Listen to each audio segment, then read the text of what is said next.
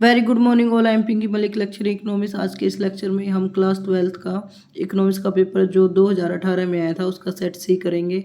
हमने एक सीरीज़ शुरू करी है जिसमें हम 2016 से 2023 के सभी ओल्ड पेपर का सोल्यूशन किया है। उसी सीरीज़ के तहत आज हम 2018 में जो सेट सी आया था उसका सोल्यूशन करेंगे। तो आज का लेक्चर शुरू करते हैं। क्वेश्चन नंबर 1, निम्नलिखित में से कौन सा व्यष्टि अर्थशास्त्र का अध्ययन है? समग्र मांग, राष्ट्रीय आय, व्यापार चक्र, उपभोक्ता संतुलन। तो व्यष्टि अर्थशास्त्र में उपभोक्ता संतुलन का अध्ययन किया जाता है। क्वेश्चन नंबर 2, मांग में वृद्धि का कारण है? पूरक वस्तु की कीमत में कमी, उपभोक्ता की आय में वृद्धि, प्रतिस्थापन वस्तु की कीमत में वृद्धि, उपरोक्त सभी। तो जो आंसर होगा वो द होगा, उपरोक्त सभी। संतुलन बिंदु वह बिंदु है जिस पर मांग और पूर्ति एक दूसरे के बराबर होती है। तो जो आंसर होगा वो ब होगा। एक ही वस्तु व सेवा के लिए विभिन्न क्रेताओं से अलग अलग या भिन्न भिन्न कीमतें वसूल करने की क्रिया को क्या कहा जाता है? उसे हम कीमत विभेद कहते हैं और वो एक अधिकार में मिलता है। एक अधिकारी होता है वो अलग अलग कंज्यूमर से, अलग अलग क्रेताओं से एक ही वस्तु की अलग अलग कीमतें चार्ज करता है। तो जो आंसर होगा वो स होगा, उसे हम कीमत विभेद कहते हैं। क्वेश्चन नंबर 5, केन्ज की विचारधारा किसकी वकालत करती है? मिश्रित अर्थव्यवस्था की, सरकार पर अर्थव्यवस्था पर सरकारी नियंत्रण की, या मुक्त अर्थव्यवस्था की, उपरोक्त सभी। तो जो केन्ज है वो विश्व महामंदी के बाद आया था और उसने सरकारी हस्तक्षेप पर ज़्यादा जोर दिया है कि विश्व महामंदी को सरकार के नियंत्रण से या सरकार के हस्तक्षेप से ही अर्थव्यवस्था को सुचारू बनाया जा सकता है। तो जो आंसर होगा वो बी होगा। क्वेश्चन नंबर 6, इनमें से किसको अंतिम उपभोग व्यय में शामिल नहीं किया जाएगा? निजी अंतिम उपभोग व्यय, सरकारी अंतिम उपभोग व्यय, निर्माण पर व्यय, या इनमें से कोई नहीं।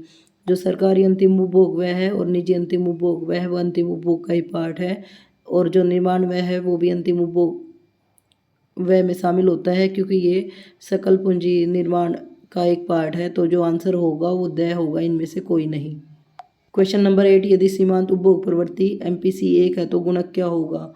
जब MPC 1 होती है तो उस टाइम जो गुणक की वैल्यू होगी वो भी 1 के इक्वल, इन्फिनेटिव के इक्वल होगी, क्योंकि अगर हम MPC की वैल्यू 1 पुट करेंगे तो 1 में से 1 माइनस होने पर 0, और किसी भी चीज़ को जब आप 0 से डिवाइड करते हो तो जो आंसर होता है वो इन्फिनेटिव होता है। जब MPC 1 के इक्वल होती है तो उस टाइम जो गुणक है वो अनंत होता है। If MPC equal 1 then multiply will be infinitive. Question number 8, इनमें से कौन सा अप्रत्यक्ष कर है? सीमा शुल्क, बिक्री कर, उत्पाद शुल्क, आयकर। तो जो आयकर है वो प्रत्यक्ष कर होता है जबकि जो अन्य है वो अप्रत्यक्ष कर के उदाहरण है।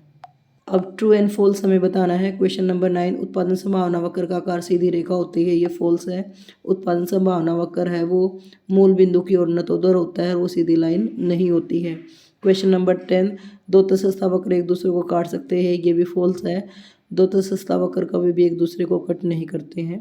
क्वेश्चन नंबर 11, फर्म को सामान्य लाभ उस समय प्राप्त होता है जब वस्तु की कीमत उसकी औसत लागत के बराबर हो।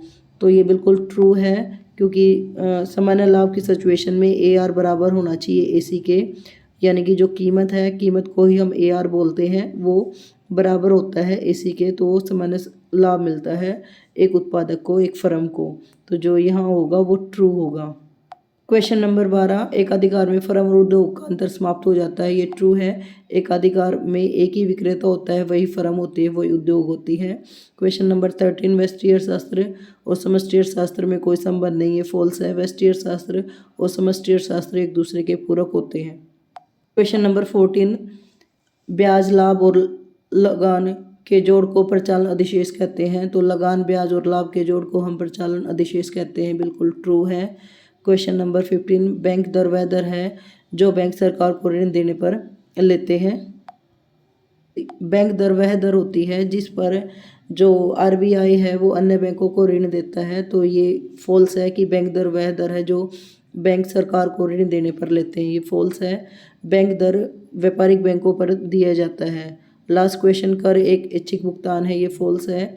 जो कर है वो अनिवार्य भुगतान होता है। आज के लिए इतना ही, धन्यवाद। Thanks for watching.